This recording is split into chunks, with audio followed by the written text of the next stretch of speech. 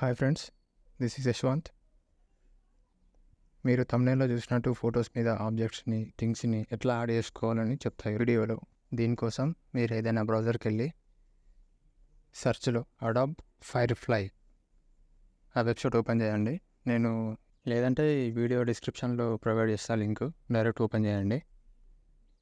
Website ఈ విధంగా open అవుతుంది. మీద ఎక్స్ప్లోర్ ఫైల్స్ అని ఉంటుంది, చూడండి. తర్వాత సెకండ్ ఆప్షన్, తర్వాత ఏదైనా ఫోటో మీరు సెలెక్ట్ చేసుకోండి. ఫోటో ఓపెన్ అయినాక కింద మీకు ఫస్ట్ ఆప్షన్ కనిపిస్తుంది. ఫస్ట్ ఆప్షన్ యాడ్ అని ఒకటి ఉంటుంది. అంటే అది మీ ఫోటోలో ఎక్కడైతే ఆబ్జెక్ట్స్ని ఎక్కడైతే మీరు పెట్టాలనుకుంటారో ఆ ప్లేస్ని సెలెక్ట్ చేసుకోవాలి. ఫస్ట్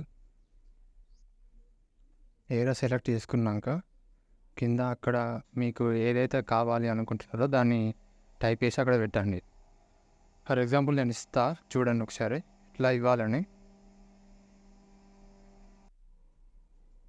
మీ ఇన్ఫర్మేషన్ ఇచ్చిన తర్వాత జనరేట్ అని క్లిక్ చేయాలి. తర్వాత మీకు కొన్ని వేరియేషన్ చూపెడుతుంది, స్టైల్స్. అవి అంటే మీకు నచ్చినట్టుగా మీరు ఏదైతే మీకు ఆ పిక్కి ఏదైతే సెట్ అవుతుందో దాన్ని చూస్ చేసుకోవాలి. నేను ఇచ్చిన ఇన్ఫర్మేషన్ ప్రకారంగా నాకు కొన్ని షిప్స్ని జనరేట్ చేసి ఇచ్చింది. సో అందులో కొన్ని ఆర్టిఫిషియల్గా ఉన్నాయి, కొన్ని న్యాచురల్గా లుక్ ఉంటాయి. అందులో మీకు న్యాచురల్గా ఏది అనిపిస్తే దాన్ని చూస్ చేసుకోండి. ఎగ్జాంపుల్ చూడండి, అంటే అది వాటర్లో కింద షాడో కూడా ఎంత కరెక్ట్గా ఉంటుందో.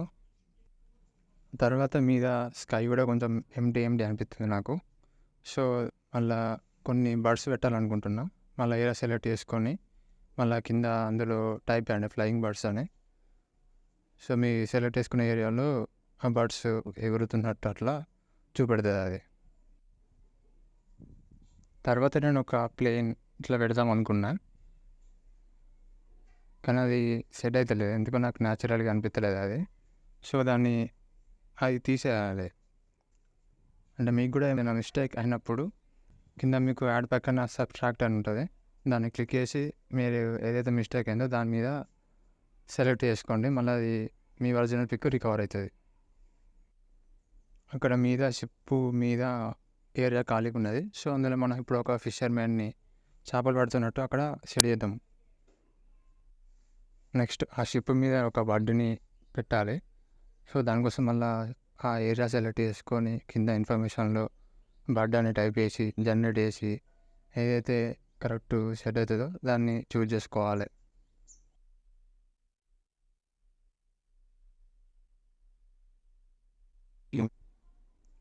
ఫోటో మొత్తం ఓకే అనుకున్నాక మీద డౌన్లోడ్ అనే ఆప్షన్ ఉంటుంది, డౌన్లోడ్ చేసుకోండి.